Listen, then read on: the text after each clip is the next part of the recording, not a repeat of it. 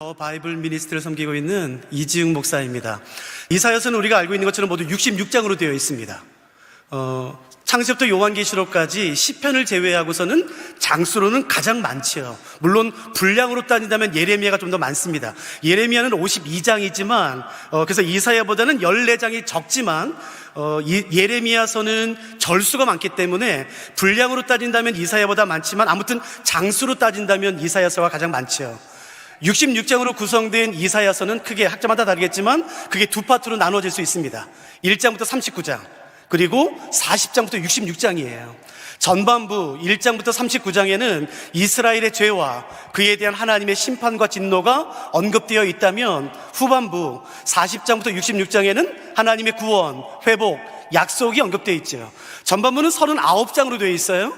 후반부는 27장으로 되어 있습니다. 마치 구약이 39권 신약이 27권 같이 이사야서도 그렇게 전반부 후반부가 나눠져 있죠. 그래서 대부분의 많은 학자들은 이사야서를 성경의 요약본이라고 말하기도 합니다. 이사야서에는 우리 그리스도인들이 좋아하는 말씀들이 굉장히 많습니다. 혹시 이사야서 41장 10절 말씀을 암기하신 분이 계세요? 두려워하지 말라, 내가 너와 함께함이라. 놀라지 말라, 나는 내 하나님이 됨이라. 내가 너를 굳세게 하리라. 참으로 내가 너를 도와주리라. 참으로 나의 의로운 오른손으로 너를 붙들리라. 듣기만 해도 은혜가 되죠. 듣기만 해도 힘이 되는 말씀이에요. 43장 1절 말씀을 암기하는 분이 계실까요? 두려워하지 말라, 내가 너를 구속하였고 너를 지명하여 불렀나니 너는 내 것이라. 기가 막히죠. 여러분, 이사야서 55장 1절 말씀에는 상상할 수 없는 하나님의 초청이 담겨 있습니다. 오라, 너희 모든 목마른 자들아 물러와라. 돈 없는 자도 와라. 와서 사 먹되, 값없이, 돈 없이 와서 사 먹되 포도밭의 젖을 사라는 것이에요. 여러분, 이런 놀라운 초청이 어디 있습니까? 5절 뒤인 55장 6절에 이런 말씀이 있어요. 여호와를 만날 만할 때 찾아라. 가까이 계실 때 불러라. 악인은 그 길을, 불의한 자는 그 생각을 버리고 여호와께로 돌아. 그리하면 그가 긍휼히 여기시리라. 그러니까 이사야서에는 듣기만 해도 심장이 뛰고 감동이 되는, 힘이 되는 유명한 말씀들이 굉장히 많습니다. 그러나 이사야서에 있는 수많은 말씀들 가운데 아마 대부분의 많은 그리스도인들이, 한국뿐만 아니라 전 세계 많은 그리스도인들이 좋아하는 성경 구절 중에 하나는 아마도 이사야 43장 18절 19절 말씀일 거예요. 너희는 이전 일을 기억하지 말며 옛날 일을 생각하지 말라. 보라, 내가 새 일을 행하리니 이제 나타내리라는 말씀이에요. 이전 거 생각하지 마, 옛날 거 생각하지 마, 다 잊어. 왜냐하면은 내가 새 일을 행할 거야 라는 말씀이에요. 근데 이 말씀이 잘 이해가 되지 않는 이유는 뭐냐면은 하나님께서 이사야 43장 18절 19절에서 이제 잊어, 기억하지 마, 이제 생각하지 마 라고 말씀하시는 내용은 수치가 아닙니다. 과거의 슬픔이 아니에요. 아픔이 아니에요. 지우고 싶은 과거가 아닙니다. 이 본문을 자세히 살펴보면은 하나님께서 더 이상 생각하지 마, 더 이상 기억하지 마 라고 말씀하시는 것은 전혀 다른 이야기예요. 바로 그 앞절에 나와 있습니다. 제가 한번 읽어드릴 테니까 여러분, 제가 읽어드린 이 말씀, 하나님이 말씀하시는, 야, 두 번 더 생각하지 마, 기억하지 마, 이제 잊어 라고 말씀하시는 그 내용이 무엇인지 여러분이 한번 생각해 보세요. 이 사건을 아시는가? 제가 한번 읽어봐 드릴게요. 나 여호와가 이같이 말하노라. 바다 가운데의 길을, 큰 물 가운데에 지름길을 내고 병거와 말과 군대의 용사를 이끌어내어 그들이 일시에 엎드러져 일어나지 못하고 소멸하기를 꺼져가는 등불 같게 하였느니라. 여러분, 혹시 하나님께서 과거에 바다에 길을 내신 적이 있었나요? 큰 물 가운데 지름길을 내신 적이 있었나요? 그리고 그 갈라진 물에 용사와 병거와 군대가 왔을 때 한 번에 수상시키셨던 일이 있었나요? 예, 있지요. 우리가 잘 알지요. 출애굽 사건이에요. 하나님께서 잊어라, 이제 생각하지 말아라 라고 말씀하신 것은 수치가 아닙니다. 아픔이 아니에요. 지우고 싶은 과거가 아니에요. 출애굽이에요. 여러분, 출애굽이 뭔지 아세요? 창세기부터 말라기까지 언급된 그 구약의 모든 사건들 가운데 천지창조, 창세기 1장의 천지창조를 제외하고는 최고의 사건입니다. 어느 것도 비교할 수 없는 가장 최고의 기적, 놀라운 일, 그게 출애굽이에요. 여러분, 장정만 60만 200만 명이 출애굽했어요. 손에 무기 하나 없는 이스라엘 백성들이 당대 최강대국인 애국 군대를 한 번에 무너뜨렸습니다. 200만 명. 여러분 200만 명이 출애굽하는데 하룻밤이었었어요.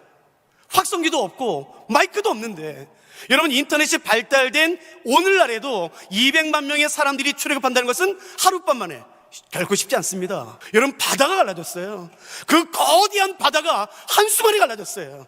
그 젖었던 땅이 순식간에 마른 땅이 되어 이스라엘 백성들이 마른 땅을 걷듯이 바다를 건너갔습니다. 애국 군대가 쫓아오자 여러분 그 강력한 군대인 애국 군대가 홍해 가운데 왔을 때에 다시 물이 흘러 수장해 버렸어요. 한 번에 쓸어 버렸어요. 여러분 이런 일은 태초부터 들어본 적이 없습니다. 어떤 인간도 만들어낼 수 없는 스케일이에요.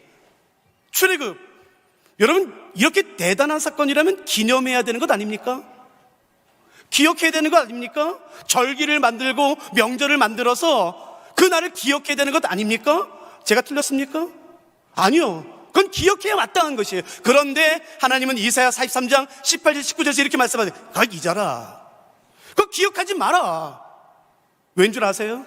하나님이 이렇게 말씀하세요. 내가 이제 새 일을 행할 거야. 내가 이제 새 일을 행할 건데 이 일은 출애굽 그거 아무것도 아니야. 내가 앞으로 행할 새 일에 비하면 이 출애굽 아무리 대단하다 할지라도 그거 시시한 일이야 라고 말씀하시는 거예요. 그 다음에 제가 질문해 볼까요? 그럼 도대체 이 출애굽 사건도 시시하게 만드는 그 새 일은 뭐라는 건가요? 도대체 그 새 일은 어떤 일이길래 하나님이 출애굽 사건까지도 잊으라고 말씀하시나요? 그 정도가 아닙니다. 하나님이 이사야 선지자에게 말씀하세요. 외쳐라. 이사야 선지자야, 가서 외쳐라라고 말씀하세요. 들어보세요. 말하는 자의 소리여 이르되 외치라. 너희는 예루살렘의 마음에 닿도록 말하며 그것에 외쳐라. 작은 소리로 그냥 귀에 속삭이듯 말하지 말고 모든 사람이 들을 수 있도록 가서 외치라는 것이에요. 큰 소리로 선포하라는 것이에요. 그러자 이사야 선지자가 질문합니다. 하나님에게 이렇게 해요. 대답하되 내가 무엇이라 외치리이까? 하나님 알겠습니다. 하나님 말씀하시면 제가 외치겠습니다. 하나님께서 가라시면 내가 가겠습니다. 근데 하나님 내가 뭘 외칠까요? 내가 무엇을 외쳐야 될까요? 난 뭘 외치는지 모르는데 아니 내가 무엇을 외칠까요? 무엇을 선포할까요? 무엇을 전할까요? 라고 질문하자 하나님이 이사야에게 말씀하십니다. 너 이거 외쳐라. 그때 하나님이 이사야에게 주셨던 그 말씀이 그 유명한 말씀입니다. 이겁니다. 풀은 마르고 꽃은 시들지만 하나님의 말씀은 영원히 서리라. 여러분 그 겨울에 꽝꽝 얼어붙은 그 두꺼운 땅을 풀이 뚫고 나와요. 그 생명력을 아세요? 아무리 짓밟고 짓눌러도 여러분 풀이 죽지 않고 여러분 강한 생명력으로 그 바위를 땅을 뚫고 솟아납니다. 아무리 풀이 강한 생명력을 가졌다 할지라도 언젠가는 마를 것입니다. 화려한 그 색채가 우아한 비교할 수 없는 그 꽃들 여러분 반드시 시듭니다. 그러나 성경은 말하죠. 풀은 마르고 꽃은 시들지만 우리 하나님의 말씀은 영원히 설 것이다. 이게 뭔 말이에요? 예, 이런 말이죠. 이사야야 가서 외쳐라. 하나님의 영원함과 인간의 덧없음을, 하나님의 무한하심과 인간의 유한함을 전해라. 하나님의 전능하심과 인간의 나약함을 전해라. 하나님의 지혜로우심과 인간의 무지함을 전해라. 하나님의 높고 위대하심과 그 광대하심과 인간의 그 초라함과 낮음을 전해라는 것이에요. 비교할 수 없는 그 높고 위대한 광대하신 하나님을 전하라는 것이에요. 그러자 이사야가 곧바로 이렇게 외칩니다. 들어보세요. 누가 손바닥으로 바닷물을 헤아렸으며 뼘으로 하늘을 쟀으며 땅에 티끌을 되에 담아 보았으며 접시 저울로 산들을 막대 저울로 언덕들을 달아보았으랴. 누가 여호와 영을 지도하였으며 그의 모사가 되어 그를 가르쳤으랴. 그가 누구와 더불어 의논하셨으며 누가 그를 교훈하였으며 그에게 정의 길로 가르쳤으며 지식을 가르쳤으며 통달의 도를 보여주었느냐. 들어보세요. 보라, 그에게는 열방이 통에 한 방울 물과 같고 저울의 작은 티끌 같으며 섬들은 떠오르는 먼지 같으니. 하나님이 어떤 분인지 아세요? 모든 민족과 열방 그 광대한 것이 하나님에게는 통에 물 한 방울 같다는 것이에요. 이사야 이걸 전해라. 하나님이 얼마나 광대하신지, 그러나 인간은 얼마나 유한한지, 얼마나 초라한지, 하나님이 얼마나 전능하시며 인간이 얼마나 무능한지를 전해라. 하나님이 얼마나 무한하시고 인간은 유한한지를 전달하는 것이에요. 그런즉 너희가 하나님을 누구와 같다 하겠으며 무슨 형상을 그에게 비기겠느냐. 거룩하신 이가 이르시되 그런즉 너희가 나를 누구에게 비교하여 나를 그와 동등하게 하겠느냐 하시니라. 너희는 눈을 높이 들어 누가 이 모든 것을 창조했나 보라. 주께서는 수요대로 만상을 이끌어내시고 그들의 모든 이름을 부르시나니 그의 권세가 크고 그의 능력이 강함으로 하나도 빠짐이 없느니라. 그 전능하신, 무한하신, 영원하신 그 크고 위대하신 하나님이 이제 새 일을 행하시겠다는 것이에요. 출애굽 사건이 시시하게 될 정도의 새 일입니다. 제가 다시 한번 질문할게요. 그럼 도대체 이사야가 말하길 원하는, 하나님이 이사야 선지자를 통해서 말씀하길 원하시는 새 일은 무엇입니까? 도대체 그런 크신 하나님 말씀하시는 거예요. 영원하신 하나님이 하시겠다는 것이에요. 전능하실 뿐만 아니라 전지하신 그 하나님이 이제 새 일을 행하시겠다는 것이에요. 여러분, 도대체 그 새 일은 뭘까요? 그 새 일이란 이사야 9장에서 이렇게 말합니다. 하나님이 한 아기가 태어날 거다. 이 아이가 흑암의 빛을 같이 올 거다. 오랜 시간, 그 오랜 시간 동안 사망의 그늘에 앉아 신음하며 고통하던 그 모든 사람들에게 이 아이가 큰 빛을 가져올 것이며 모든 사람이 그 빛을 보고 나올 것이다.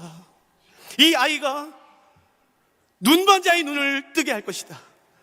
듣지 못했던 귀를 열어 듣게 할 것이며 그 저는 자의 다리를 강건하게 하여 다시 뛰게 할 것이다. 이 아이로 인하여 상한 마음이 치유될 것이며 포로된 자가 자유롭게 되고 눌린 자가 노임을 얻게 될 것이다.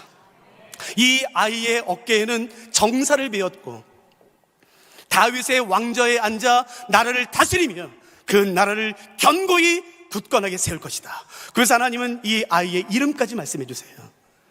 기묘자라, 모사라, 전능하신 하나님, 영존하시는 아버지, 평강의 왕이라는 것이에요. 하나님께서 말씀하시는 새 일은 뭔가요? 출애굽 사건을 시시하게 만들어 버릴 만큼의 하나님께서 하시겠다는 새 일은 뭔가요? 하나님이 직접 이 땅에 오시겠다는 것이에요. 내가 이제 선지자 보내지 않을 거야. 내가 이제 사람 보내지 않을 거야. 하나님이 직접 이 땅에 오시겠다는 것이에요. 여러분, 어떻게 하나님이 오시는 사건과 출애굽 사건 따위를 비교하겠습니까? 하나님이 직접 오시겠다는 것이에요. 그래서 사람들은, 구약 성경을 알았던 특히 유대인들은 하나님이 오실 것을 알았죠. 그리고 하나님은 당연히 왕으로 오실 거라 생각했죠. 휘황찬란한 보석으로 가득한 왕관을 쓰고 어깨에는 그 큰 망토를 걸치고 허리에는 긴 칼을 차고 하얀 백마를 타고 셀 수 없을 수많은 군대를 거느리고 오는 그 카리스마 넘치는 위엄 가득한 왕이에요. 누구도 감히 범접할 수 없는 것이에요. 왜요? 수많은 군대를 거느리기 때문에 누구도 감히 범접할 수 없습니다. 그리고 사람들 생각했어요. 그래, 메시아가 오실 것이다. 그러나 그 메시아는 한눈에 알 거다. 수많은 군대를 거느릴 거니까, 휘황찬란한 면류관과 그 왕관을 쓸 거니까 한눈에 알아볼 거다. 그리고 그 메시아는 수많은 사람들의 환영과 박수를 받으며 올 거다 라고 다 생각했어요. 그 기대감, 그 설레임, 그 소망. 여러분, 그 기대와 설레임과 소망을 가지고 이사야서를 읽다 보면 당황하게 됩니다. 왜냐하면 본문에 언급된 메시아의 모습은 우리가 생각했던 것과는 너무 다르기 때문에 그런 것이에요. 여러분, 제가 한 구절 읽어드릴 테니까 이 구절이 이해가 되시는지 한번 생각해 보세요. 나를 때리는 자들에게 내 등을 맡기며 나의 수염을 뽑는 자들에게 나의 뺨을 맡기며 모욕과 침뱉음을 당하여도 내 얼굴을 가리지 아니하였느니라. 아니, 언제는 왕이라면서요. 언제는 흑암 가운데 있는, 사망의 그늘에 있는 사람들에게 큰 데를 가져온다면서요. 어떤 때는 포로된 자를 자유롭게 하고 눌린 자를 놓여준다면서요. 근데 왜 뺨을 맞아요? 왜 수염이 뽑힙니까? 왜 침뱉음을 당합니까? 이게 이해가 되세요? 저는 여러분, 유대인들은 아직도 이 말씀을 메시아 본문으로 취급하지 않습니다. 그럴 리가 없다. 하나님이 오신다. 하나님이 왕으로 오실 거야. 왕으로 와서 우리를 짓누르는 그 로마와 바벨론과 페르시아를 한순간에 끝낼 거야. 아니요, 그 기대로 성경을 읽고 있는데 성경은 정반대를 말해요.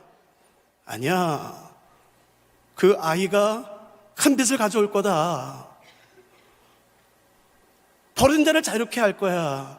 눈먼 자의 눈을 뜨게 할 거야. 그러나 그 아이의 수염이 뽑힐 거다. 뺨을 맞을 거다. 이게 이해가 되세요? 그 다음 또 이런 말씀도 있네요. 그는 주 앞에서 자라나기를 연한 순 같고 마른 땅에서 나온 뿌리 같아서 고운 모양도 없고 풍채도 없은즉 우리가 보기에 흠모할 만한 아름다운 것이 없도다. 그는 멸시를 받아 사람들에게 버림을 받았으며 간고를 많이 겪었으며 질고를 아는 자라. 마치 사람들이 그에게서, 들어보세요, 얼굴을 가리는 것 같이 멸시를 당하였고 우리도 그를 귀히 여기지 아니하였도다. 사람들은 메시아가 오신다고 들었을 때에 말했어요. 단번에 할 거야. 메시아 오시면 단번에 할 거야. 어떻게 몰라? 수많은 군대를 거느리고 올 텐데, 위험 가져올 텐데 어떻게 몰라? 근데 성경이 말합니다. 아니야. 니네 절대 못 알아본다. 흠모할 만한 것이 아무것도 없다는 것이에요. 이 말씀이 이해가 되세요? 왜요? 왜 하나님이 이렇게 와야 돼요? 세일을 행하시겠다면서요. 여기는 다리 저시는 분 없으세요? 못 듣는 분 없으세요? 마음이 상한 자 없으세요? 기껏 손만 갖게 해놓고선 메시아가 이럽니까? 언제는 흑암의 빛을 준다면서요. 고쳐준다면서요. 근데 어떻게 메시아가 오는데 사람들이 모를 수 있습니까? 환영을 안 할 수가 있습니까? 왜요? 여러분, 이런 말도 있는데요. 그는 실로 우리의 질고를 지고 우리의 슬픔을 당하였거늘 우리는 생각하기를 그는 징벌을 받아 하나님께 맞으며 고난을 당한다 하였노라. 그가 찔림은 우리의 허물 때문이요 그가 상함은 우리 죄악 때문이라. 그가 징계를 받음으로 우리는 평화를 누리고 그가 채찍에 맞음으로 우리는 나음을 받았도다. 사람을 구원하러 온다는 이 양반이 죽으면 됩니까? 여러분, 이 말씀 이해가 되세요? 기껏 사람 기대 갖게 해놓고선, 소망을 갖게 해놓고선 그 다음은 이런 절망도 없어요. 왜 메시아가, 왜 하나님이 이렇게 와야 됩니까? 평범하다 못해 왜 비참하고 처참한 모습으로 와야만 됩니까? 왜? 메시아가 오셔서 하길 원하시는 것은 이스라엘을 바벨론과 페르시아, 로마에서 구원하기 위함이 아니었기 때문이죠. 메시아가 오셔서 하길 원하셨던 유일한 한 가지 일은 우리의 죄에 대한 그 하나님의 무시무시한, 엄중한, 그 감당할 수 없는 진노와 심판으로부터 우리를 구원하시기 위함이었기 때문이에요. 저는 스위스 로잔에서, 저는 유럽에서 8년 반 정도 살다 왔거든요. 스위스 로잔에서 한 5년 정도 있었는데 거기서 성경학교 학교 책임자로 있었어요. 매주 수요일마다 저희는 립본드, 그러니까 힙본드죠. 거기 불어권이니까 그 립본드라는 광장에 나가서 매주 수요일마다 4시간씩 전도합니다. 전 세계 사람들이 모여요. 전도하다 보면 아주 가끔씩 이런 말을 들을 때가 있습니다. 이런 말을. 이런 말 들으면요, 손이 떨려요. 손이. 지금도요. 모르겠어요. 여기 계신 분들 가운데 과거에 그런 말씀을 하셨던 분이 지금 여기 계신지 모르겠지만 저는 지금도 그 말 들으면 제가 손이 떨립니다. 그 말은 이 말이에요. 야, 하나님 심판하시라 그래. 까짓거 너 내가 눈 하나 깜짝할 줄 알아? 야, 심판하시라 그래. 제가 그 말만 들으면요, 제가 손이 떨려요. 여러분, 누구도 죄에 대한 하나님의 엄중한, 무시무시한 그 진노와 분노와 심판을 감당할 수 있는 사람은 없습니다.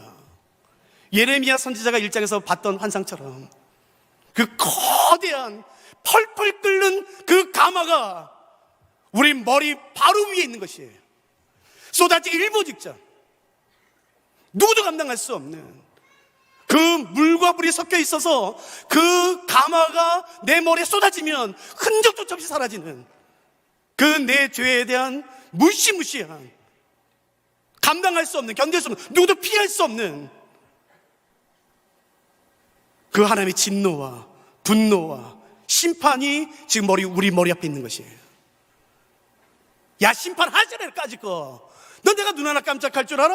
야, 너 내가 누군 줄 알아? 여러분, 그런 말씀하시면 안 됩니다. 누구도 감히 하나님 앞에 서 있을 수 없어요. 그러니까 여러분 한번 상상해 보시겠습니까? 내가 지금 하나님의 심판대에 서 있어요. 내 죄로 말미암아 내가 하나님의 심판대 앞에 서 있습니다. 그리고 내 죄에 대한 그 하나님의 분노와 진노가 내게 쏟아지기 일보 직전이에요. 예레미야가 봤던 것처럼 그 거대한 끓는 가마, 여러분 쏟아지면 순식간에 불이 되는, 순식간에 사라지는, 순식간에 흔적도 없이 사라지는, 여러분 그 끓는 가마가 지금 내 머리맡에 기울어져 있어서 쏟아지기 일보 직전이에요. 그러니까 상상해 보세요. 그 끓는 가마 앞에 지금 우리가 벌벌벌 떨고 있습니다. 감당할 수 없어요. 그 위험 앞에, 그 분노하심 앞에, 그 진노하심 앞에, 엄중한 심판 앞에 누구도 감당할 수 없어요. 견딜 수 없어요. 그냥 벌벌 떨고 있어요. 근데 갑자기 누가 내 어깨를 잡아요? 누구야? 봤더니 예수님이에요. 뭐야. 근데 갑자기 예수님이 조용히 내 어깨를 잡으시더니 나를 자리에서 이동시키세요. 그래서 예수님이 서 계셨던 자리에 나를 서게 하십니다. 그럼 예수님 뭐 하시나 지금? 그러더니 예수님이 갑자기 내 어깨를 놓으시더니 내가 서 있었던 그 자리로 천천히 가세요. 그리고 거기 서세요. 우리가 생각하겠죠. 안 되는데. 저거 진노 쏟아지기 일보 직전인데. 근데 그렇게 생각하는 순간에 예수님이 그 자리에 서시자마자 내 죄에 대한 하나님의 무시무시한 그 엄중한 그 끓는 가마가 쏟아지기 시작하는 것이에요. 하나님께서 내 죄에 대한 그 엄중한 심판을 예수 그리스도에게 쏟아부으십니다. 온 힘을 다해 심판하세요. 진도의 마지막 한 방울까지 남기지 않고 그 어느 누구도 시비 걸지 못하도록 내 죄에 대한 하나님의 모든 진노와 심판과 그 분노를 예수님에게 쏟아부으세요. 예수님이 점점 꺼지겠죠. 예수님의 다리가 점점 내려가겠죠. 그 내 죄에 대한 하나님의 심판이 절정이 이뤘을 때에 그때 갑자기 예수님의 입술이 벌어져요. 그러더니 소리가 들려요. 신음소리가. 후회하시나? 원망하시나? 괜히 했다 그러시나? 아니요. 자세히 들어봤더니 스바냐 3장 17절 말씀처럼이요. 너의 하나님 여호와가 너희 가운데 계시니 그는 구원을 베푸실 전능자시라. 그 다음 말씀 기억나세요? 그가 너로 인하여 기쁨을 이기지 못하시며 내 죄에 대한 하나님의 엄중한 모든 심판을 하나님께서 온 힘을 다해 쏟아부어 하나님이신 예수님조차 감당하기 힘들어 무릎이 점점 내려갈 때에 갑자기 예수님의 입술이 벌어지더니 노랫소리가 나와요. 그래서 한마디 하시죠. 이제 됐다. 야야, 이제 됐다. 이제 다 이뤘다. 이제 됐다. 원망이 아니라, 불평이 아니라 그 기쁨을 이기지 못하는 그 기쁨이에요. 기쁨을 이기지 못하는 기쁨. 그 사랑에 근거한 그 기쁨으로 말미암아 예수님이 어쩔 수 없어서 견딜 수 없는 그 기쁨으로 입술을 벌리시면서 노래를 부르세요. 그 하나님의 진노 중에 예수님이 죽임을 당하심으로 그래서 우리가 생명을 얻죠. 예수님이 찢김을 당함으로 우리가 나음을 입죠. 예수님이 채찍에 맞아 버려지심으로 우리가 용납을 받고 회복되기 시작하는 것이에요. 누가 메시아가 오셔서 우리를 이렇게 구원할 것이라 상상이나 했겠습니까? 누구도 상상하지 못했어요. 내 죄에 대한 하나님의 심판을 예수 그리스도께서 감당하신다는 것이에요. 그 예수님이, 그 하나님이신 예수님이 이사야에서 이렇게 말하죠. 오라 너희 모든 목마른 자들아 물론 나와라. 돈 없는 자도 와라. 와서 사 먹어라. 돈 없이 값없이 사 먹어라. 포도주와 젖을 사라. 너희는 왜 양식 아닌 것을 위해 은을 달아주며 배부르게 하지 못할 것을 왜 수고하냐. 나에게 와라. 나에게 와라. 내가 너의 목마름을 해결해 줄 거야 라고 초청하신 것이에요. 그 하나님이 우리에게 이렇게 초청하세요. 여호와를 만날 만할 때 찾아라. 가까이 계실 때 불러라. 악인은 그 생각을 버려라. 그 길을 버려라. 불의한 자는 그 생각을 버려라. 그리고 여호와께로 돌아와라. 그리하면 그가 긍휼히 여겨주시리라 라고 말씀하신 것이에요. 누가 오늘 이 초청에 응하시겠습니까? 누가 오늘 이 초청에 반응하여 하나님 앞에 나아가시겠습니까? 여러분, 이 모든 것이 이루어진 것이 바로 십자가입니다. 십자가에서 나의 죄에 대한 하나님의 심판과 구원이 함께 손을 잡았어요. 십자가에서 그 하나님의 공의와 긍휼이 함께 입을 맞췄습니다. 그 십자가에서 나의 모든 것이 바뀌었어요. 예수 그리스도와 나의 모든 것이 바뀌었습니다. 절망이 소망으로, 사망이 생명으로, 어둠이 빛으로, 수치가 존귀함으로, 버려짐이 용납함으로, 그 모든 것이 이루어진 것이 바로 십자가입니다. 여러분 기억하세요. 어떤 프로그램에 참석한다고 새로워지지 않습니다. 누구를 만난다고 새로워지지 않습니다. 새로움이라는 것은, 진정한 새로움이라는 것은 오직 우리 주 예수 그리스도의 십자가에만 있습니다. 그 어디에도 없는 것이에요. 사람을 찾아 헤매지 마십시오. 어떤 프로그램이나 학교를 찾아 헤매지 마세요. 우리가 바라는 그 진정한 회복, 조금 더 나아지는 것이 아니라 존재 자체가 바뀌는 고아에서 자녀로, 죽음에서 생명으로, 어둠에서 빛으로, 그 수치에서 존귀함으로 바뀌어지는 우리가 그렇게 찾아 헤매는 그 회복과 새로움은 오직 예수 그리스도의 십자가에만 있는 것이에요. 나도 될까? 내가 가도 될까? 내가 어떤 사람이든 내가 가도 될까? 예. 그래서 하나님이 이사야 선지를 통해서 말씀하세요. 큰 소리로 외쳐라. 이사야야, 큰 소리로 외쳐라. 어둠 가운데 숨어있는 사람은 못 들을까 모르는데 무섭다. 어둠 가운데 숨어있는 사람이 듣지 못할까 내가 두렵다. 큰 소리로 외쳐라. 그리고 말해라. 모두 다 나와라. 누가 오늘 그 십자가 앞으로 나아가시겠습니까? 누가 오늘 그 십자가의 은혜를 사모하시겠습니까? 아이 목사님, 나 그거 알아. 나 교회 다닌 지 60년 됐어. 나 십자가 잘 알아. 여러분, 십자가는 이론이 아닙니다. 신학적인 개념이 아닙니다. 철학적인 관념이 아닌 것이에요. 예수 그리스도의 십자가는 살아계신 삼위일체 하나님의 능력인 것입니다. 누구든지 그 십자가의 은혜가 임하기만 하면 나의 수치가 벗겨지기 시작해요. 여러분, 그 수치를 아세요? 수치. 아무도 모르지만 그 나의 뼛속까지 있는 그 수치요. 그 십자가 앞에 나아갈 때에 그 수치가 순식간에 존귀함으로 바뀌는 것이에요. 늘 죽음을 묵상하고 어둠 가운데 갇혀있는 그 사람이 예수 그리스도의 십자가의 은혜가 임하는 순간, 여러분, 소망과 생명으로 바뀌기 시작하는 거겠죠. 창세기부터 요한계시록까지 성경 66권 전권에는 하나님이 사람이 되실 것이다, 하나님이 사람이 되셨다라는 진리가 굉장히 많이 언급됩니다.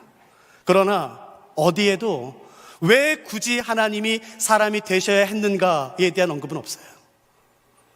아이, 그냥 하나님으로서 우리를 구원하시면 안 되나? 꼭 하나님이 사람이 되셔야만 했나? 예, 창세부터 요한계시록까지요, 하나님이 사람이 되실 것이다, 하나님이 사람이 되셨다라는 진리는 굉장히 많습니다. 그러나 왜 굳이 하나님이 사람이 되셔야만 했는가에 대한 것은 창세부터 요한계시록 전권 가운데 딱 한 곳에만 나옵니다. 그러니까 그것은 우리 기독교인에게는, 진리를 사랑하는 사람들에게는 보석 같은 장이겠죠. 만일에 그 장이 없다면 우리는 아주 귀한 진리를 잃어버리게 되는 것이니까요. 그게 히브리서 2장입니다. 찾지 마세요. 제가 읽어드릴게요. 히브리서 2장에 보시면 왜 굳이 하나님이신 메시아 예수님께서 사람이 되셔야만 했는가에 대한 6가지 이유가 나옵니다. 제게 주어진 시간이 정해져 있기 때문에 이 6가지를 다 살펴보기는 어려울 것 같아요. 그래서 제가 시계 보고 있으니까 염려하지 마세요. 정해진 시간까지 제가 한 2-3개 한번 제가 해석해 드릴게요. 왜 하나님이 사람이 되셔야만 했는가? 하나님이면 안 되나? 한번 들어보세요. 제가 읽어볼게요. 들어보세요. 히브리서 2장 9절 말씀입니다. 오직 우리가 천사들보다 잠시 동안 못하게 하심을 입은 자, 잠시 동안 못하게 하심을 벗어. 이게 뭔가요? 곧 죽음의 고난 받으심으로 말미암아 영광과 존귀로 관을 쓰신, 그저 사람이 되셨다는 뜻이겠죠? 예수를 보니 이를 행하심은, 다시 말해서 사람이 되신 이유는 이란 뜻입니다. 여기 첫 번째예요. 하나님의 은혜로 말미암아 모든 사람을 위하여 죽음을 맛보려 하심이라. 히브리서 2장 9절에 의하면 하나님이 굳이 사람이 되신 첫 번째 이유는 죽기 위해서랍니다. 여러분, 우리 하나님이요, 예수님이 영광받기 위해서 오지 않으셨어요. 찬양받기 위해서 오지 않으셨어요. 환영받기 위해서 오지 않으셨어요. 그래서 사람들이 예수님 환영하지 않았을 때 예수님 놀라지 않았을 겁니다. 왜요? 그거 기대하지 않았으니까. 성경은 명확히 말합니다. 하나님이신 예수님이 사람이 되신 첫 번째 이유는 죽기 위해서입니다. 여러분 혹시 유언을 아세요? 유언? 당연히 알죠. 한번 대답해 보시겠습니까? 유언은 언제 하나요? 죽기 전에. 당연히. 그러면 유언은 언제 효력이 발생하나요? 죽은 다음에. 뭐 그런 질문을 해. 유언은 죽기 전에 하죠. 그리고 유언은 죽은 다음에 효력이 발생하죠. 제가 지금 말씀드린 게 히브리서 9장에 있는 거는 아세요? 제가 읽어드리니까 들어보세요. 히브리서 9장 16절 17절에 이런 말씀이 있습니다. 유언은 유언한 자가 죽어야 되나니 유언은 그 사람이 죽은 후에야 유효한 즉 유언한 자가 살아있는 동안에는 효력이 없느니라. 여러분, 이 유언으로 번역된 헬라어 디아데케는 언약으로도 번역이 돼요. 그 바로 앞에 보면은 하나님께서 이렇게 말씀하세요. 그의 백성에게 내가 너 절대로 죄 가운데 내버려두지 않을 거야. 내가 너 절대로 사망의 그늘 가운데 내버려두지 않을 거야. 어둠 가운데 절망 가운데 내가 너 절대로 내버려두지 않을 거야. 내가 반드시 너 구원할 거야. 내가 너 건져낼 거야 라고 약속하세요. 유언하세요. 내가 너 반드시 구원할 거야. 내가 너 죄에서 어둠에서 건져낼 거야. 그 수치에서 내가 건져낼 거야 라고 유언하세요. 그러니까 대답해 보세요. 그 유언이 효력을 발생하기 위해 필요한 것은 뭔가요? 그 유언하신 언약을 맺으신 하나님이 죽어야 되는 것이에요. 하나님은 못 죽습니다. 그분은 생명이시기 때문에. 그래서 히브리서 9장은 말합니다. 하나님이신 예수님이 사람이 되신 첫 번째 이유는 그 유언의 약속의 말씀을 성취하기 위해, 이루기 위해 사람이 되셨다는 것이에요. 죽기 위해. 여러분 이러셔도 되거든요. 아, 이제 됐다 너. 내가 너 보니까 내가 옛날에 약속을 했는데 너 보니까 안 되겠어. 야, 네가 지금 장로야? 네가 지금 목사야? 야, 네까지 이렇게 목사야? 네가 장로야, 권사야? 너 그렇게 하고서도 구원받으려고 그래? 내가 취소할 거야. 여러분 그렇게 말씀하신들 누가 그렇게 따질 수 있습니까? 따질 수 없어요.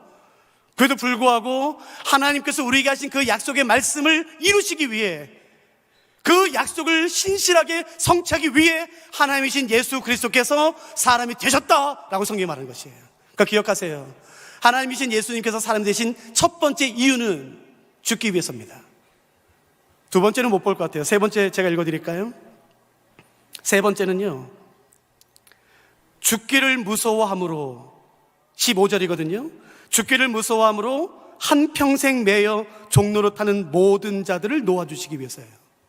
왜 예수님이 사람이 되셨나? 죽기를 무서워함으로 한평생 종로로 타는 모든 사람들을 놓아주기 위해서요. 너 죽일 거야. 너 죽일 거야. 하지 마세요. 내가 믿음 버릴 테니까 하지 마세요. 내가 이렇게 할 테니까 하지 마세요. 그 죽음 때문에 아무것도 못해요. 그 죽음의 종로로 타서 아무것도 못하는 것 때문에 예수님께서 그 죽음의 종로로 타는 모든 사람들을 자유롭게 하기 위하여 사람이 되셨다고 말합니다. 여러분 제가 한번 설명해 볼까요? 여러분 생명은 눈에 보이지 않습니다. 생명은 눈에 보이지 않아요. 여러분 보실 때 제가 살아있는 사람 같으세요? 죽어있는 사람 같으세요? 제가 살아있는 사람 같으세요? 그죠, 살았죠. 그러면 제 안에 생명이 있다는 뜻이잖아요. 어디 있어요? 어디? 그러니까 생명이 있는 건 알아요. 근데 어디 있는지 몰라요. 생명이 있는 건 알아요. 근데 만져지지가 않아요. 그래서 가질 수가 없습니다. 생명은 있는 건 알아요. 근데 만져지지가 않아요. 근데 가질 수가 없어요. 그래서 과거에 그 생명 가지고 장난치는 사람이 많았죠. 내가 너 어떻게 하면 생명 얻는지 알려줘. 은밀한 지식을 얻어야 되는 거야. 자해해야 되는 거야. 수많은 방법을 가르칩니다. 그 기간 동안에 기록된 하나님의 말씀, 요한복음에 의하면 1장 4절에 이렇게 돼 있죠. 그 안에, 예수 안에 생명이 있다는 것이에요. 생명은, 잘 들어보세요. 생명은 있는 건 알아요. 만져지지가 않아요. 그러니까 가질 수가 없어요. 그러나 성경은 말합니다. 요한복음 1장 4절이 그 안에, 예수 안에 생명이 있다는 것이에요. 여러분 들어보세요.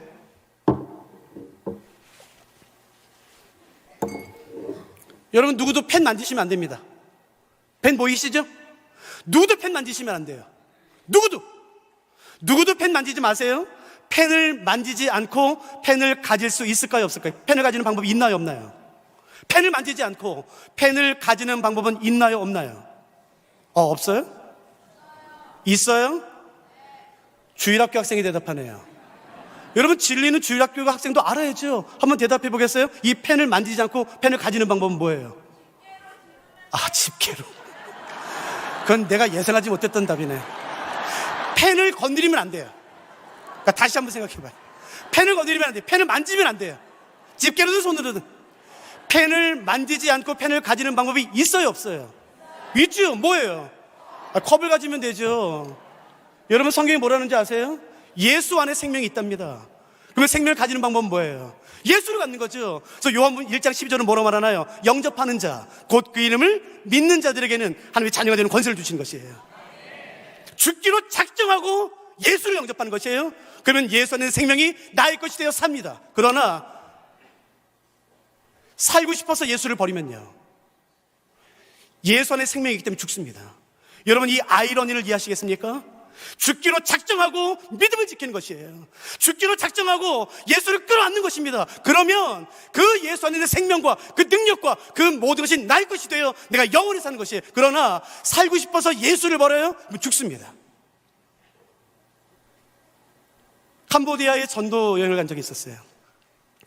저는 저녁에만 설교 집회를 하기 때문에 오전에는 제가 미용을 도왔어요. 의료보다는. 근데 저랑 같이 서울대학교의 한 물리학과 교수님이 같이 갔었거든요. 그 교수님이랑 저랑 같이 쓰레받기로 이제 머리 정리하는 일을 했어요. 하다가 갑자기 교수님이 이런 말씀 하시더라고요. 목사님, 네네네네. 혹시 차가움이 뭔 줄 아세요? 차가움? 차가움이요? 생각해 본 적 없는데. 저한테 그러시던데요. 목사님, 차가움은 없습니다. 에? 차가움은 실체가 없습니다. 존재하는 것은 열만입니다. 열이 있으면 30도, 열이 없으면 10도, 열이 없으면 영하 10도, 열이 더 없으면 영하 50도. 차가움이라는 건 실체가 없습니다. 그러므로 물리학에서 차가움의 정의는 열의 부재입니다 그러더라고요. 제가 그때 크게 깨달았어요. 여러분 잘 들어보세요. 차가움은 실체가 없습니다.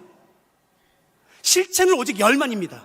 열이 있느냐 없느냐예요. 그렇기 때문에 차가움의 정의는 뭐라고요? 열의 부재예요. 그래서 제가 교수님한테 그랬죠. 그래요 교수님? 그럼 어둠은 뭔 줄 아세요? 제가 그랬죠. 여러분 어둠은 뭔 줄 아세요? 빛의 부재입니다. 여러분 아무리 어두워도요, 아무리 짙은 어둠이 있어도 빛이 들어오는 순간 어둠은 떠납니다. 여러분 빛을, 어둠이 이걸 보신 적 있으세요? 여러분 이 환한 이 빛 가운데서 어둠이 절대로 이기지 못합니다. 왜 어둠이 오나요? 빛이 사라졌기 때문에 그런 것이에요. 그러니까 기억하세요. 어둠은 없습니다. 어둠은 실체가 있는 게 아닌 것이에요. 빛의 부재인 것이에요. 빛이 없기 때문에 어둠이 오는 것입니다. 그러므로 잘 들으십시오. 어둠과 싸우지 마세요. 어둠과 싸우면 백전백패합니다. 왜요? 실체가 없으니까. 어둠과 싸우지 마세요. 어둠을 내쫓지 마세요. 어둠에 소리치지 마세요. 그냥 조용히 빛을 가지고 오면 끝입니다. 빛을 가지고 오면 아무리 어둡다 할지라도 빛이 들어오는 속도보다 더 빠른 속도로 어둠은 쫓겨나는 것이에요. 내 삶의 어둠에 어둠을 묵상하지 마세요. 어둠과 싸우지 마세요. 빛이 오면 되는 것이에요. 또 제가 제일 마지막에 질문했죠. 그러면 교수님, 죽음이 뭔 줄 압니까? 죽음? 여러분 죽음이 뭐라고 생각하세요? 여러분 전설의 고향에서 말해요. 검은 갓 쓰고 굉장히 패셔너블하죠. 검은색 딱 수트를 입고요, 얼굴을 하얗게 분장한 다음에 내 이름을 3번 부르면 내가 죽는다는 것이에요. 여러분 10번 부르라고 말씀하세요. 안 죽어요 여러분. 죽음은 실체가 없습니다. 죽음의 정의는요, 생명의 부재입니다.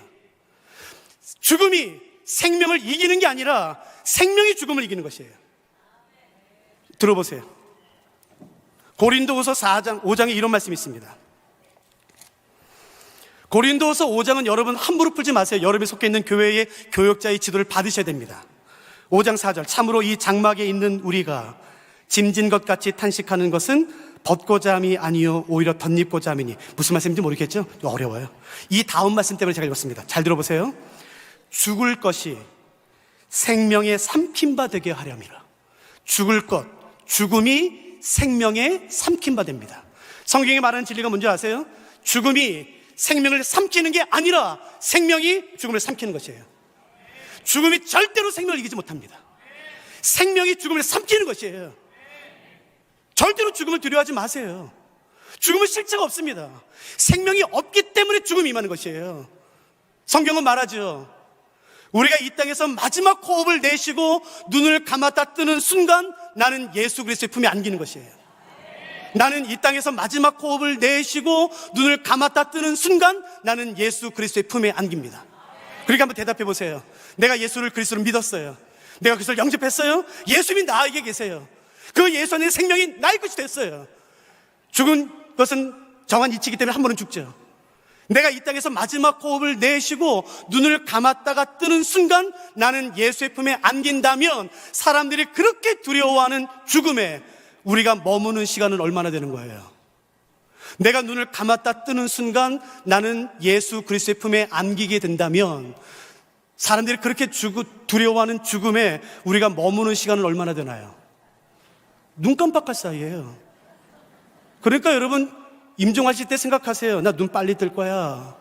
그러면 되죠. 여러분 죽음의 실체를 정확히 하세요. 죽음은 두려워할 게 아닌 것이에요. 자살은 안 됩니다. 대신 여러분 자살은 안 됩니다. 죽음의 종로를 타는 모든 사람들을 자유롭게 하기 위하여 예수님이 사람이 되셨다고 말하는 것이에요. 제가 한 구절 더 읽어드릴 테니까 한번 들어보시겠어요? 저는 장례식 때마다 이 말씀을 설교합니다. 예수님이 이렇게 말씀하시네요. 죽은 자의 부활을 논할진대 하나님이 너희에게 말씀하신 바, 이 유명한 말씀이죠. 나는 아브라함의 하나님이요 이삭의 하나님이요 야곱의 하나님이로다. 많이 들으셨죠? 나는 아브라함의 하나님이야. 나는 이삭의 하나님이야. 나는 야곱의 하나님이야. 근데 중요한 것은 바로 그 다음입니다. 보세요. 이렇게 말씀하셨어요. 나는 아브라함의 하나님이야. 나는 이삭의 하나님이야. 나는 야곱의 하나님이야. 네, 이렇게 말씀하십니다. 그런데 하나님은 죽은 자의 하나님이 아니요 지금 살아있는 자의 하나님이에요. 이게 무슨 말일까요? 니네 내가 누군 줄 알아? 나는 아브라함의 하나님, 이삭의 하나님, 야곱의 하나님이야. 근데 기억해, 나는 지금 죽어있는 사람의 하나님이 아니야. 나는 지금 살아있는 자의 하나님이야. 마태복음 22장 31절 32절 말씀입니다. 나는 지금 살아있는 자의 하나님이야. 그러니까 지금 아브라함과 이삭과 야곱은 어떻다는 건가요? 여러분 살아있다는 뜻입니다. 왜 죽었다 말씀하십니까? 살아있습니다. 살아계십니다. 아브라함, 다니엘, 느헤미야, 에스라, 우리의 믿음의 선배들은 살아계신 것이에요. 여러분의 부모님 가운데 믿음을 가지고 소천하신 분 계십니까? 죽었다 말하지 마세요. 지금 예수 그리스도와 함께 살아계십니다. 그것이 성경에서 말하는 진리인 것이에요. 두려워하지 마십시오. 일평생 종론하지 마십시오. 그 죽음에 묶여 사망의 권세에 묶여 아무것도 못하는 그런 그리스도인이 아니라 어둠을 대적하고 빛을 가져옴으로 말미암아 생명을 가져옴으로 말미암아 사망의 것을 단번에 깨뜨리는 그런 그리스도의 삶을 살라고 지금 성경이 말하는 것이에요. 마지막으로 하나만 더 하고 마칠게요. 지금 시간이 다 됐네요. 하나님이신 예수님이 사람이 되신 마지막 6번째 이유는 히브리서 2장 18절에 이렇게 되어 있습니다. 그가 시험을 받아 고난을 당하셨은즉 시험 받는 자들을 능히 도우실 수 있느니라. 왜 하나님이신 예수님이 굳이 사람이 되셨는가? 마지막 이유는 이거예요. 고난을 당하셨기 때문에 고난당한 사람들을 위로하실 수 있다는 것이에요. 여러분 제가 한번 질문 들어보니까 한번 생각해 보세요. 예수님이 배고픔을 아실까요? 예수님이 하나님이신데 배고픔을 아실까요? 배신을 아실까요? 성경에 언급된 예수님의 그 겟세마네 동산 기도 기억나세요? 에이, 멋 없어요. 바보 같아요. 뭐예요 그게? 하나님이 하나님 이거 이 잔을 빨리 나한테 옮겨주세요. 빨리 옮겨주세요. 이게 뭐예요? 세상에 이렇게 하찮은 비참한 기도가 어디 있어요? 근데 예수님이 그렇게 기도하셨어요. 이게 뭘 의미하는지 아시겠습니까? 예수님이 무엇을 아는 줄 아세요? 인간이 자신이 감당할 수 없는 극한의 고통 앞에 얼마나 비겁해질 수 있는지 예수님이 아세요. 아무 일 없을 때 떵떵 칠 수 있죠.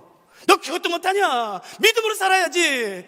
그러나 여러분 압니다. 부모가 자녀의 질병 앞에 한 발에 무너집니다.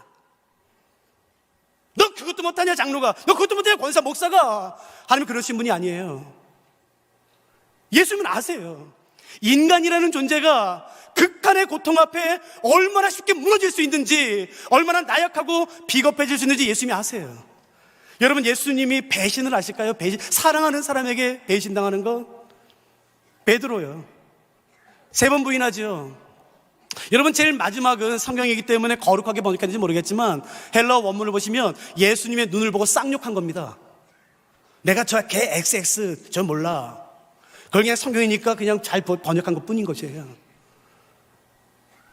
여러분, 예수님이 그 부모 없이 자라는 서름을 알까요? 여러분, 예수님의 유년 시절에 그 13살 이후에는 요셉, 아버지 요셉 언급 자체가 없습니다. 그래서 대부분의 성경학자들은 예수님의 어린 시절에 아버지 요셉이 소천했을 거로 다 동의합니다. 그리고 마가복음에는 뭐라고 예수님을 설명하는지 아세요? 마리아의 아들이라 설명합니다. 여러분, 이거 수치입니다. 이스라엘은 절대로 어머니를 통해 아들을 설명하지 않습니다. 지파 아니면 아버지의 이름을 설명합니다. 어머니의 이름을 통해서 그 아이를 설명했다는 것은 그 엄마가 바람폈다는 뜻입니다. 굉장히 수치입니다. 그다음 마가복음에서는 예수님을 마리아의 아들로 소개해요. 여러분, 그러니까 예수님이 어린 시절부터 들었던 얘기가 이걸 겁니다. 에이, 저 애비 없는 자식 저거. 저 애비 없어서 그래 저거. 여기도 계시죠? 고아처럼 자라신 분들. 저는 어른들한테 공경하는 거 되게 중요하게 여기거든요. 근데 초등학교 때 제 친구, 아주 친한 친구, 골목에 사는 제 친구 아버지가 소천하셨어요. 비행기 사고로. 모르겠어요. 옛날에 왜 자꾸 그랬는지. 동네 어른들이 지나갈 때마다 걔한테 말해요. 저 애비 없어서 그래 저거. 하여튼 애비 없는 것들은 다 저래. 저도 모르게 벌떡해서 어른들 말했어요. 제발 좀 그렇게 말씀하지 마세요. 얘가 무슨 잘못이 있습니까? 제발 그렇게 말씀하지 마세요. 내 친구한테 내가 막 그렇게 되돌았었어요, 한 번은. 제발 저 애비 없는 자식 저거. 여러분, 예수님이 그걸 아세요. 저는 창세부터 요한계시록까지 성경 전권을 가르치는 단체의 책임자입니다. 그 웬만한 장은 다 외우죠. 근데 하루 갑자기 연락이 왔어요. 목사님, 와서 위로 예배 좀 드려주십시오. 뭔 일입니까? 내 딸이 죽었어요. 고2 딸이 죽었습니다. 고2. 그 어여쁜 딸이. 권사님, 장로님, 제가 운전하고 가는데요, 창세부터 요한계시록까지 모든 장을 제 머릿속에 넘겼어요. 어떤 말씀으로 위로할까? 어떤 말씀으로 위로할까? 못하겠더라고요. 생각이 안 나더라고요. 이미 모여 계셨어요. 말씀을 나눴어요. 주변 사람들은 다 울어요. 근데 그 권사님만 안 울더라고요. 아무 표정이 없어요. 아무 표정이. 옆에서 막 위로하고 울고 해도 표정 변화가 없어요. 이걸 어떻게 위로합니까? 그 사랑하는 고2 딸이 죽었는데 무슨 말로 위로합니까? 난감해하고 있을 때 아직도 기억나요. 갑자기 그 장례식 그 입구문이요 펑 열렸어요. 그리고 한 권사님이 서셨어요. 그래서 큰 소리 이렇게 외쳤습니다. 그 권사님한테, 야, 이 권사 정신 똑바로 차려. 그게 할 말이에요? 자식이 죽은 장례식장에서 아무리 나이가 많은 권사님이라도 그게 나이 어린 권사님에게 할 말입니까? 야, 이 권사 정신 똑바로 차려. 그러자 그 권사님이요, 아무 표정 없던 그 권사님이요, 갑자기 그 권사님 보더니 벌떡 일어나서요, 쫓아가더니 그 품에 안겨서요, 통곡하면서 울더라고요. 왜냐면요, 그 권사님이요, 그 전년도에 아들 2명을 동시에 잃었어요. 그 권사님이 그 이 권사님 품에 안고서 이렇게 말하더라고요. 내가 알아. 어떤 말로도 위로가 되지 않는데 여러분, 그 말이 위로가 되더라고요. 예수님이 오늘 우리한테 이 말씀하고 싶은 거예요. 내가 알아. 내가 너 그 수치 내가 알아. 오늘 계신 분들 가운데 혹시 이런 기도하고 싶은 분 계세요? 상처받으신 분들 가운데, 수치 가운데, 고난 가운데 계신 분들 가운데, 하나님, 내 고난으로 다른 사람을 위로하는 데 사용해 주십시오. 내 아픔이 그냥 수치가 되지 않도록 도와주시고, 내 아픔이 다른 사람을 회복하며 위로하는 데 사용해 주시옵소서. 어떤 것도 위로가 되지 않습니다. 근데 이 말이 위로가 돼요. 내가 알아 그거. 예수님이 우리에게 말씀하기를 원하시는 것이에요. 왜 하나님이신 예수님이 굳이 사람이 되셔야만 했나요? 고난받는 자들을 위로하시기 위해서요. 오늘 누가 주의 보좌 앞으로 나오시겠습니까? 오늘 누가 그 예수 그리스도의 보좌 앞으로, 그 십자가 앞으로 나아가시겠습니까? 60년이 됐든. 저는 어머니로 6대째예요. 첫 2대는 천주교고요, 나머지 4대는 기독교입니다. 내 신앙 연륜이 얼마나 됐든지 간에 누가 오늘 십자가 앞으로 더 가까이 나아가시겠습니까? 하나님, 주의 위로로 나를 덮어주시옵소서. 주의 회복하심으로, 그 주의 십자가의 보혈이 오늘 나를 압도하게 하여 주시옵소서. 혹시 같이 오신 분들 가운데 손잡고 기도할 수 있는 분이 손잡고 기도하면 좋겠죠. 하나님, 이 가정에, 이 사람에게 하나님 주의 위로가 있을 수 있도록, 십자가의 은혜가 있을 수 있도록 도와주시옵소서. 우리 같이 찬양하지 않으시겠습니까? 우리 같이 찬양하면서 우리 기도하시죠.